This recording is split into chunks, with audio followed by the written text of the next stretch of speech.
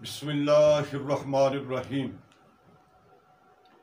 یہ 7ویں صدی ہجری کی بات ہے اور یہ 7ویں صدی ہجری کا بغداد تھا جو کہ خلافت بنو عباس کا دارالخلافہ۔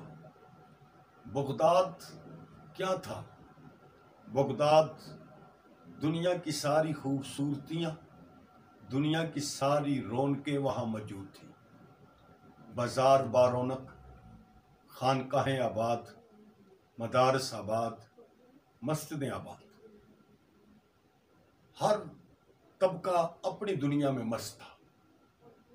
ادھر تاتاریوں کا ایک طوفان اٹھا، سلطنت خوارزم کو انہوں نے ملیا میٹ کر دیا، مگر بغداد کے لوگ اس بات پر مطمئن تھے کہ یہ ہمارے ساتھ نہیں، ان کے ساتھ ہوا ہے۔ اسی بے حسی کی وجہ سے آخر 1258 عیسوی میں تتاری بغداد میں داخل ہوئے، قتل و غارت ہوئی، عورتیں، بچے، بوڑھے، جوان سب قتل کیے گئے۔ امام ابن کثیر رحمۃ اللہ علیہ لکھتے ہیں کہ مقتولین کی تعداد کے بارے میں مختلف آراء ہیں۔ کوئی کہتا ہے کہ 8 لاکھ، کوئی کہتا ہے 10 لاکھ انسان قتل ہوئے۔ ہر طرف لاشیں بکھری ہوئی، گھروں کو آگ لگی ہوئی۔ یہ وہی بغداد تھا جس کی رونقیں، جس کی جگمگاہٹیں، جس کی جلوتیں، خلوتیں دیکھنے کے لیے لوگ دور دور سے آیا کرتے تھے۔ لیکن آج یہ نیست و نابود ہوا ہے، ہر طرف لاشوں کے ڈھیر ہیں۔ یہ تباہی کیوں ہوئی اور یہ کیسے ہوئی؟ خلیفہ بغداد مستعصم باللہ، اس کا ایک وزیر تھا ابن القمی، یہ غالی رافضی تھا، شیعہ تھا۔ وہ اہل سنت کو ختم کر کے فاطمی شیعوں کی حکومت لانا چاہتا تھا۔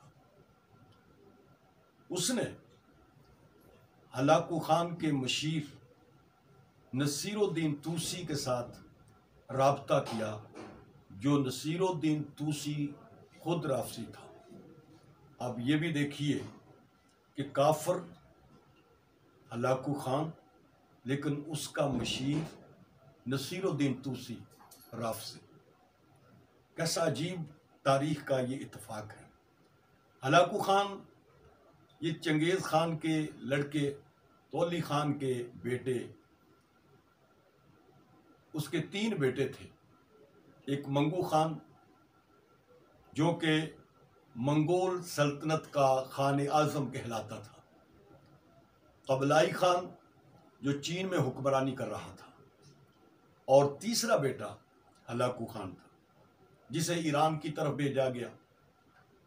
اس وقت ایران میں اسماعیلی شیعوں کی حکومت تھی اور یہ قتل و غارت کرتا ہوا پھر ایران سے قلعہ الموت، جو اسماعیلیوں کا بڑا ایک گڑھ تھا، ان کا قبضہ تھا، وہاں پہنچا، اس کو برباد کیا۔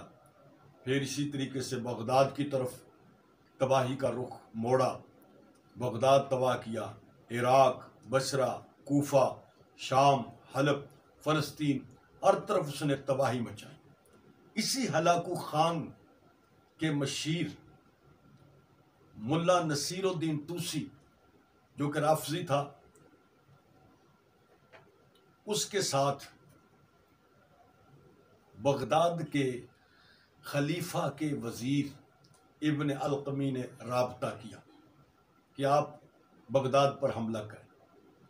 ادھر ابن القمی نے اندر سازشیں چلا کر خلافت کو کمزور کر دیا، فوج گھٹا دی، جو لاکھوں کے اعتبار سے 5 لاکھ فوج 10,000 فوج میں کر دی، اندر سے نظام خلافت کو کھوکھلا کر دیا اور ہر چیز پر خود قابض تھا۔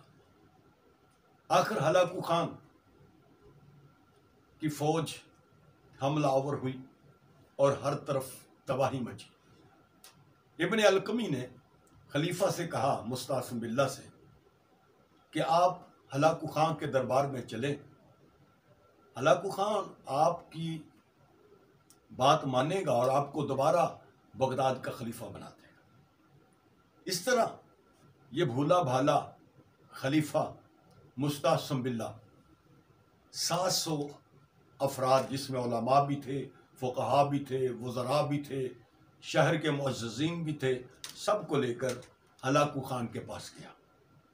ہلاکو خان سے مذاکرات کامیاب ہو گئے، لیکن ابن القمی اور نصیر الدین طوسی نے ان مذاکرات کو ناکام کر دیا۔ ہلاکو خان نہیں چاہتا تھا کہ خلیفہ کو قتل کرے، وہ ڈر رہا تھا کہ اس کا خون اگر زمین پر بہے گا تو تباہی مچ جائے گی۔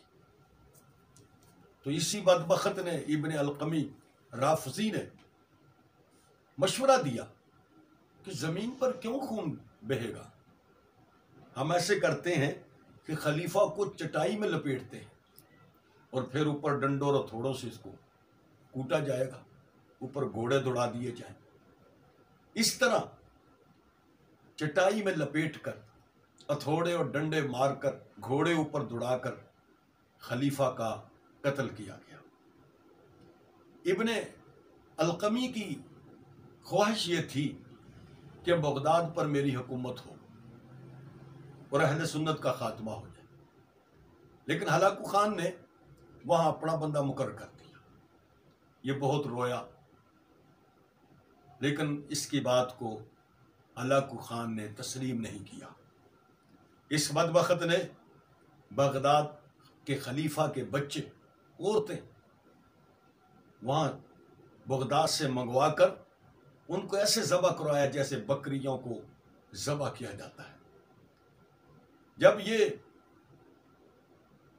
ہلاکو خان نے اس کو وزارت یا بغداد کی خلافت نہیں دی اور اس کو ذلیل کیا ہلاکو خان نے، اور مشورہ کر کے اپنے ساتھیوں کے ساتھ اس کو بھی سخت سزا دی اور یہ کہا، جو اپنی برادری کا وفادار نہیں، جو اپنے مسلمانوں کا وفادار نہیں، وہ ہمارا بھی وفادار نہیں ہو سکتا۔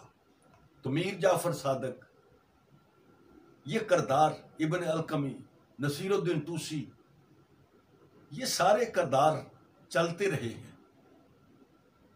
لیکن ان غداروں کے کرداروں پر آج تک لعنت برستی رہی، اور حق و صداقت کے علم بردار آج بھی